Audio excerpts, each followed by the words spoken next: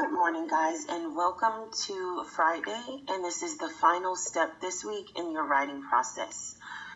So now that you've finished your essay, you have to go back through it to edit anything that needs fixing using what we call the edit strategy. So if you look and see, the edit strategy actually spells out the word edit. So let's start off with the E. The E stands for evidence. That means in each paragraph, you need to have at least 2 pieces of evidence, 2 examples in your body paragraph, and you also need to have at least 2 details where you have elaborated, which means you said some things in your own words. Now, if you notice, the edit strategy takes you right away to your body paragraphs. And that's because your body paragraphs are worth the most points on your essay. Moving to the D. The D stands for different sentence types or sentence variations. So for example, do you have sentences, or at least 2 sentences that ask a question? Do you have sentences that make at least 2 bold statements? Did you make proper use of your commas? For example, if you had to list things, you needed to say apples, oranges, and pears. Did you say apples, comma, oranges, comma, and pears? Quotation marks. Did you make sure that you have at least 2 quotes in your paper, 2 details that you got directly from the article, and that they have quotes around them? Did you make sure that you underlined your article titles, if that's what you chose to do, instead of putting quotation marks around it? Finally, when we're talking about sentence variation, do you have a variety? Because that's all sentence variation is. It means, do you have a variety of sentence types? So do you have what we call a simple, compound, and complex sentences in your essay? I stands for incredible focus, meaning were you able to maintain the point you made in your thesis throughout your entire essay? That's really important because when you get to your conclusion, that's why you have to make sure you have all of the pieces. In your conclusion, your final sentences, right after you do that counterclaim where you give the other side of your argument, you're supposed to have what we call a refocus statement.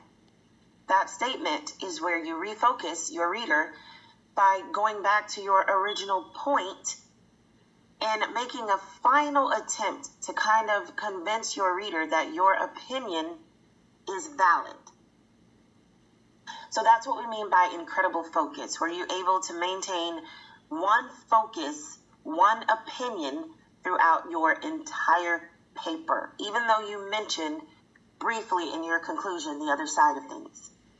Last but not least, T stands for terrific structure. This means you should have 4 separate paragraphs. There should be an introduction. There should be a body number 1. There should be a body number 2.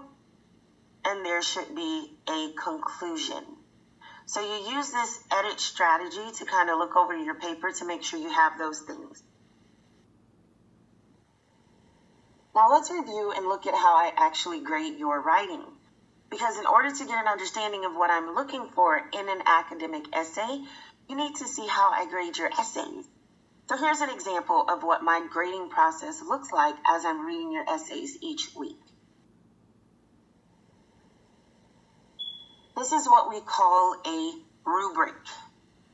So for you guys, this is a student essay writing rubric, and I use this to assess whether or not you have all of the required information in your essays. I look at it and say to myself, are all of the pieces that should be there in the actual essay? So for example, in your introduction, if you look in red at the top here, it says it's worth 20 points total. The very first thing I should see is a topic/hook sentence. That should be in the form of a question or a sentence that shows excitement. That's 5 points. The next thing, background information. You should have at least 2 details that show or talk about the background of your topic. That should be worth 5 points. You should also have a thesis statement that contains a point and 2 reasons. That is only 1 sentence, guys. That should be 10 points. Then when we move down to body paragraph number 1 and body paragraph number 2, these two have the same exact requirements. There needs to be a topic sentence that states the name of the article that you are referencing. That's 5 points.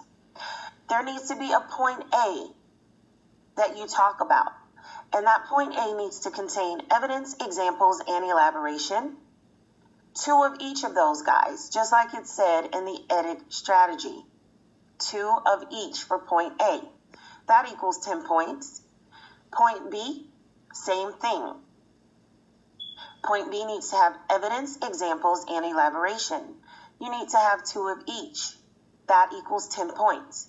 So what does this mean? Well, for each body paragraph, what that's saying is you need to not only have your topic sentence, but for each paragraph, you've got to have 2 of all of those things. 2 quotes or 2 paraphrases, 2 examples, 2 pieces of elaboration, and you need to have that twice. So let me say that again because I want to make sure you guys are not confused. A point A and a point B says you have to have evidence, right?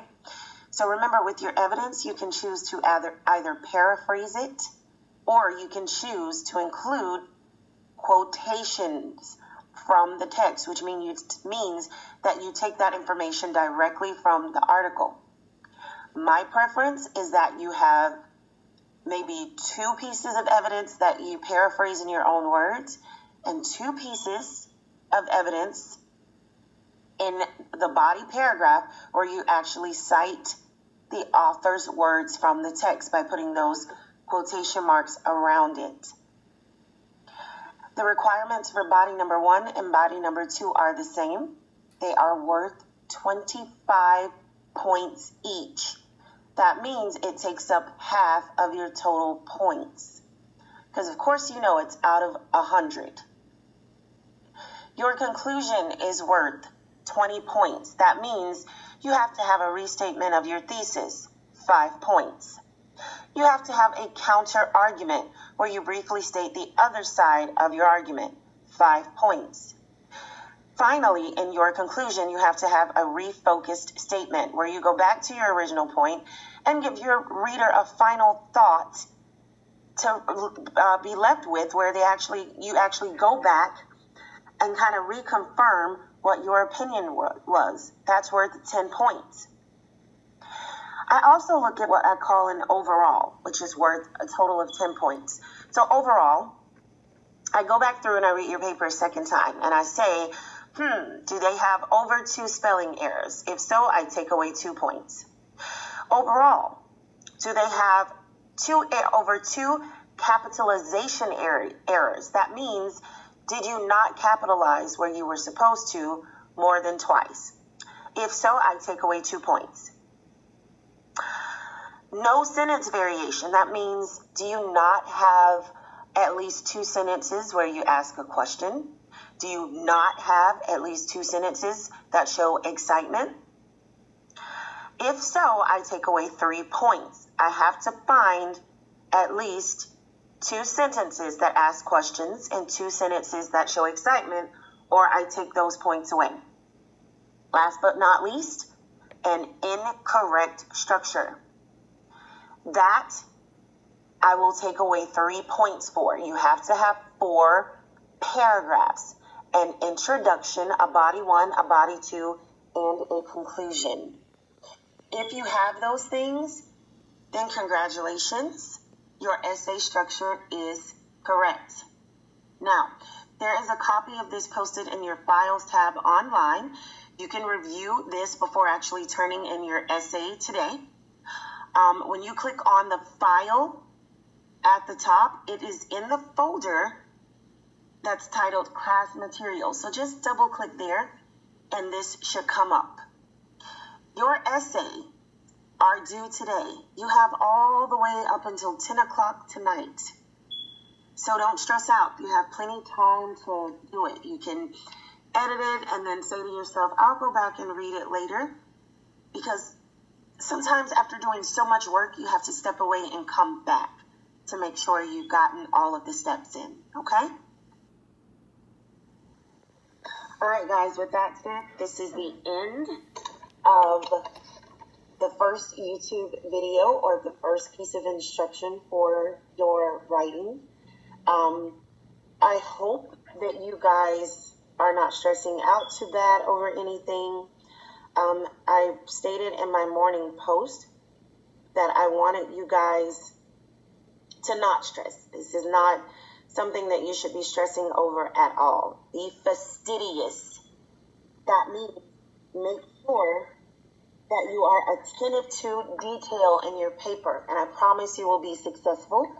And the idea of this is for us to keep writing these essays to get you better at it, so that by the time you get to 5th grade, you're not going to even know or feel the stress that other students who are not doing this feel. Because think about it, you learned to write essays in 4th grade and our year was cut short. So if you're learning this now and you're being graded on this now, you didn't miss anything. You're getting the instruction that you need to be successful. I am trying desperately as a teacher to fulfill the requirements of 4th grade, your 4th grade curriculum. And a part of that is teaching you this hard step of how to actually write essays. That's our focus for the remainder of the school year. Okay? Love you guys and happy writing.